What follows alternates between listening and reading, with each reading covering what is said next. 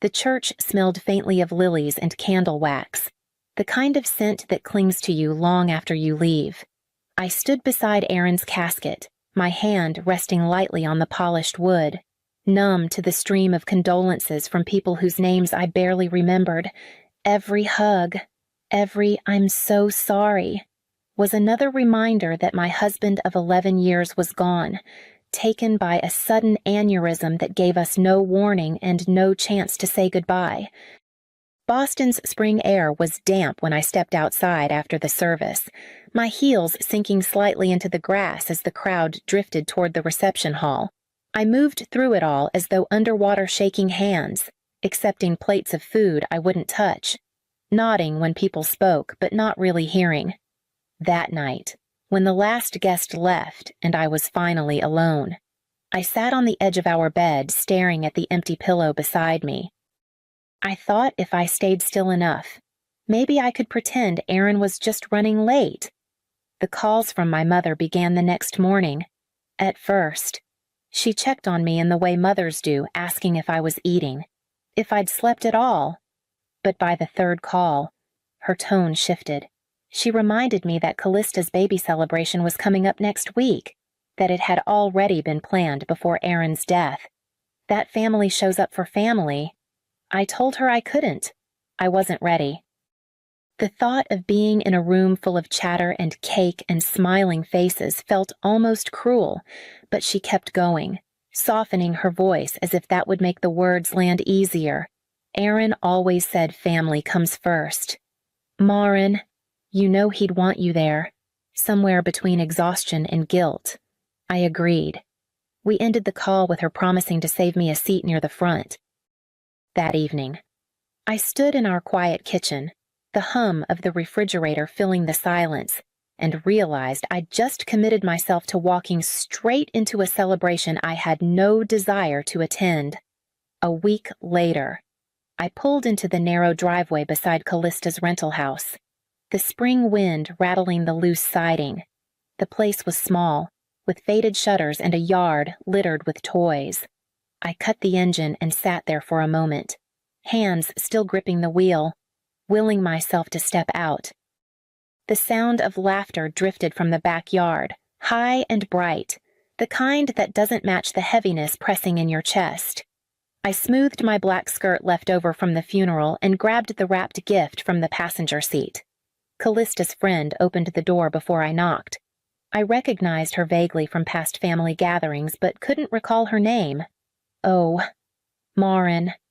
You made it, she said, her voice polite but strained, as if she'd been caught off guard. She stepped aside, and I walked in. The living room was strung with blue balloons and paper streamers, a banner declaring Happy Baby Jonah across one wall. But my eyes went first to the small knot of people in the kitchen. They were strangers, leaning close to each other, whispering. Their voices stopped abruptly when I passed by. In the backyard, my parents sat together at a picnic table, their posture unusually stiff. My father's jaw tightened when he saw me, though he stood to give me a brief hug. We weren't sure you'd come, he said. Of course I came, I murmured, setting the gift on a nearby table.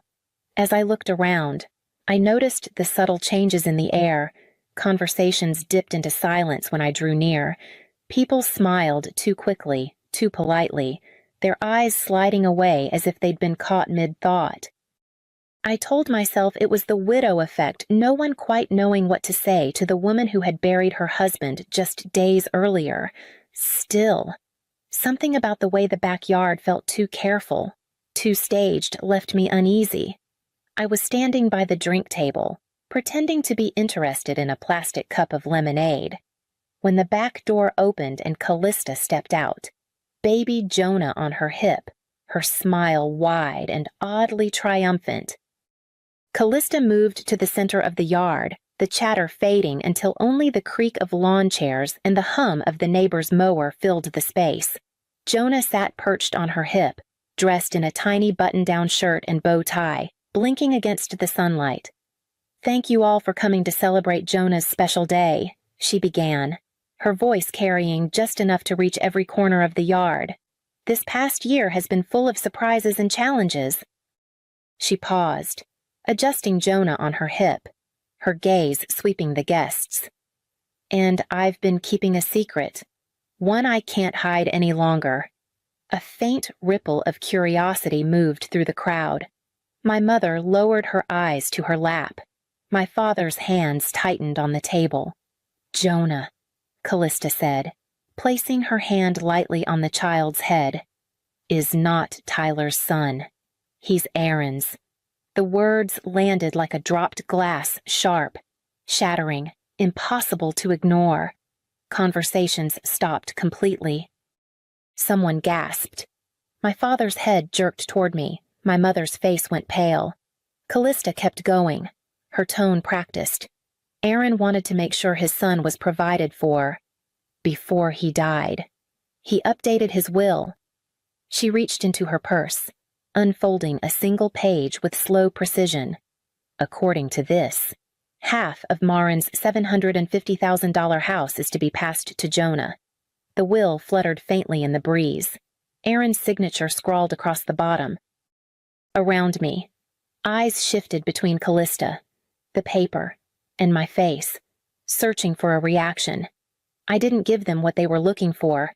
Instead, I felt the corner of my mouth tug upward, not a smile of amusement. Not exactly, but one that came when a situation was so absurd, so wildly untrue, that the only thing left to do was acknowledge the ridiculousness of it. "Oh," I said evenly, meeting Callista's gaze. "I see." Her eyes flickered, as if she'd been expecting anger, maybe outrage. I offered neither. The silence that followed stretched long and taut, the air thick with speculation. I set my untouched lemonade on the table, my fingers steady despite the pounding in my ears, because while Callista clearly thought she'd just detonated the biggest revelation of my life, she didn't know what I knew, and that was going to make all the difference. Callista's announcement might have rattled anyone else, but for me, it was almost surreal, like watching a poorly scripted play when you already know the ending. The truth had been cemented years ago, in moments she never knew I saw, and details she couldn't possibly guess. It started at a summer barbecue at our parents' house. Aaron was at the grill, flipping burgers, when I noticed Callista leaning a little too close, her hand lingering on his arm as she laughed at something he'd said. It wasn't just casual affection, it had a charge to it, the kind of spark meant to test boundaries. I didn't confront her that day, but that night, as Aaron and I cleared dishes in our kitchen, he set down a plate and looked at me with that steady gaze of his. "I need to tell you something," he said, "while you were inside. Callista made a pass at me." He explained it plainly, how she'd told him he was too good for just one woman, how she'd brushed her fingers over his hand in a way that was anything but sisterly. He'd shut it down immediately, telling her it was out of line. We agreed, right then, to keep our distance from her. Invitations with her name on them suddenly had conflicts. Family visits were timed so she wouldn't be alone with him. We didn't make a scene, but we kept our guard up. 2 years later, Aaron started complaining of an ache that wouldn't go away. Tests revealed a varicocele that needed surgery. During the consultation, his doctor recommended a vasectomy at the same time, less invasive than doing it separately and the surest way to prevent complications from recurring. It was a hard conversation. We'd spent years hoping for a child, enduring rounds of IVF that led nowhere. But by then, we'd accepted our life together as enough. For his health. We agreed. The surgery was done in early spring, 2 full years before Jonah was conceived. Only Aaron, his doctor, and I ever knew. It wasn't something we advertised, not to family, not to friends. After all the questions about our childless marriage, we had learned to protect our privacy. So when Callista stood in her backyard, declaring Jonah to be Aaron's son, I didn't feel the ground shift beneath me. I felt something closer to grim certainty because I already had the one fact that made her claim impossible. Aaron had always been the kind of man who balanced optimism with quiet readiness. He wasn't a pessimist, far from it, but he believed in having things in order, just in case. That side of him became sharper after Callista's first inappropriate comment and the awkward family dinners that followed. He started keeping notes. At first, I didn't realize what he was doing. But one evening, I found him at his desk, typing on his laptop with a stack of papers beside him. "Just making sure there's a record," he said when I asked. He didn't sound angry, just calm, as if documenting my sister's boundary crossing was as routine as paying a bill. When Callista sent a text that strayed too far from casual complimenting the way he looked when no one else was watching, Aaron printed it and tucked it into a file. If she lingered too long in conversation or brushed his arm in a way that wasn't accidental, he wrote down the date, the place, and exactly what was said. Around that time, he also met with James Halverson, an attorney he trusted implicitly. They updated his will to leave everything to me. No contingencies, no hidden clauses.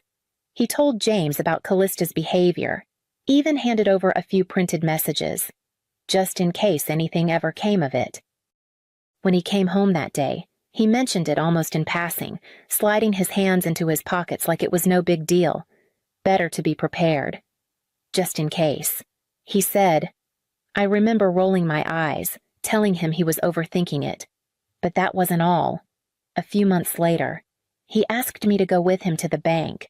We sat across from the branch manager as Aaron signed the papers for a safety deposit box. Inside, he placed an envelope containing the updated will, the file of printed messages, and a short letter to me explaining where everything was kept. He locked it with a quiet click, turned to me, and smiled. Now I can stop thinking about it. At the time, I thought it was an exercise in paranoia, a way for him to feel in control of something that wasn't even a real threat. I humored him, kissed him on the cheek, and forgot about it. Now, standing in the wake of Callista's public accusation, that forgotten lockbox felt less like a symbol of worry and more like a lifeline, and I knew exactly where I'd be going in the morning after the party.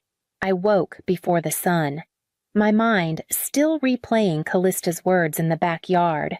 I didn't linger over coffee or breakfast. By 8, I was standing inside the cool, hushed lobby of our bank, the faint scent of polished wood and paper in the air. The branch manager, Mr.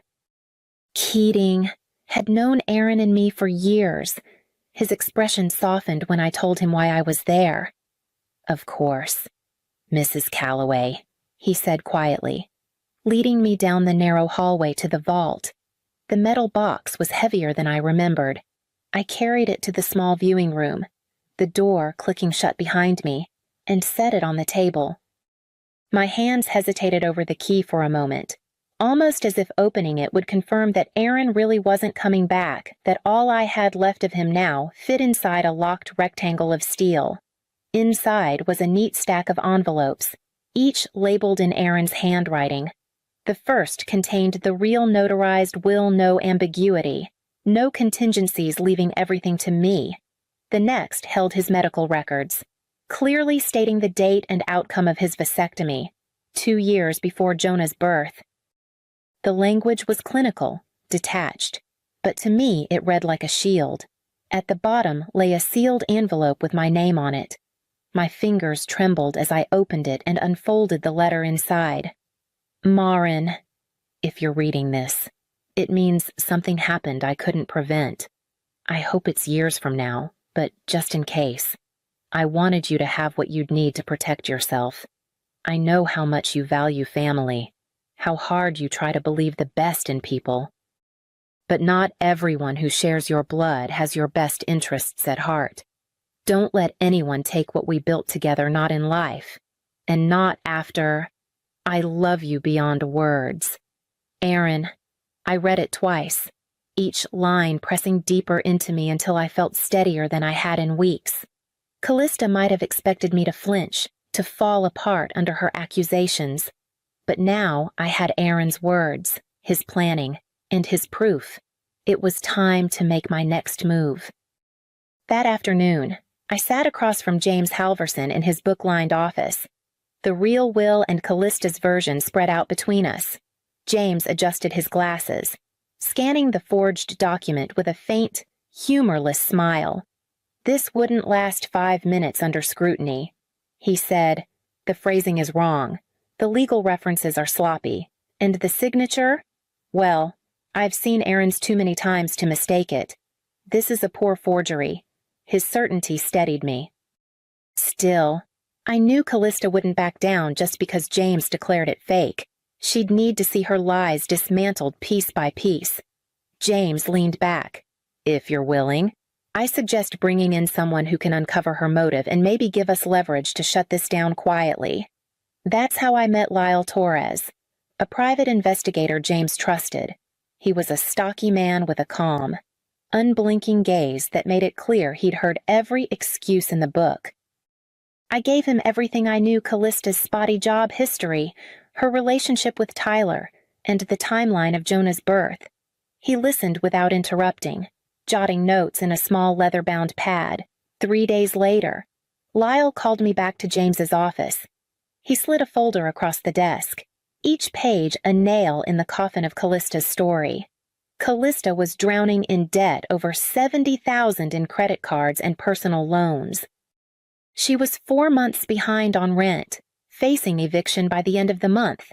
Tyler had left shortly after Jonah was born, sending only the occasional child support payment, and even those were irregular. Then came the messages' screenshots between Callista and a friend named Justine. In them, Callista spelled out her plan. "The house is worth at least $750K if I play this right. I'll get my share.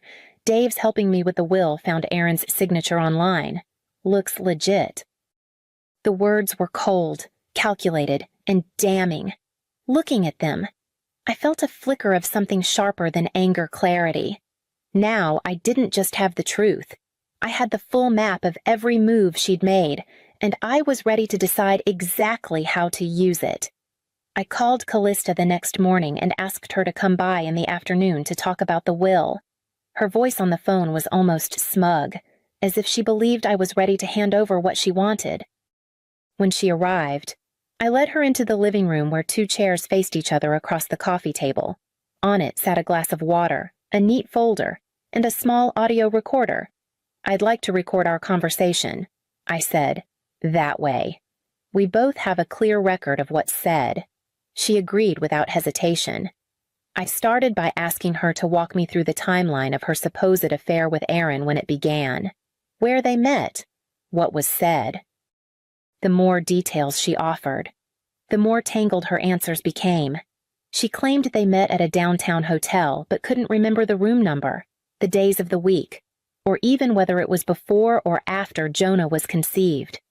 Once the contradictions piled high enough, I opened the folder and laid out 3 documents. "First," I said, sliding the medical records toward her, "Aaron had a vasectomy 2 years before Jonah was born. These are from his doctor. It was successful." "That makes your story impossible."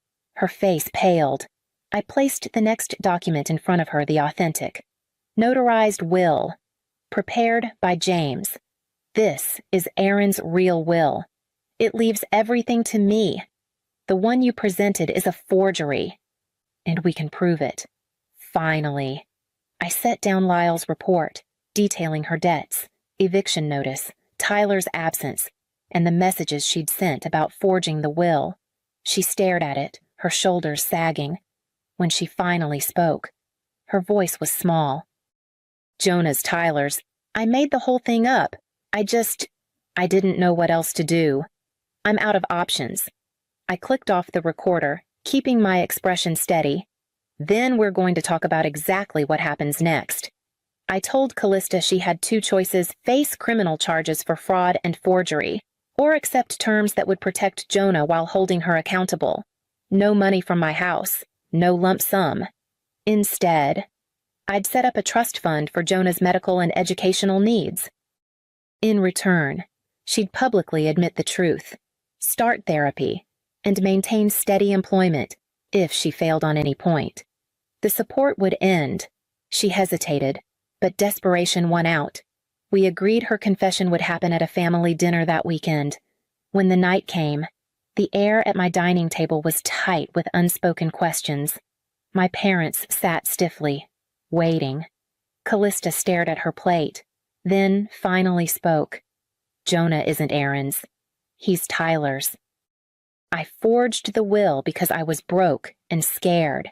Silence followed, broken only by my father's sharp inhale. My mother's eyes darted between us. Why didn't you just ask for help? She demanded. Because you always help me, Callista said, her voice cracking. You always fix everything.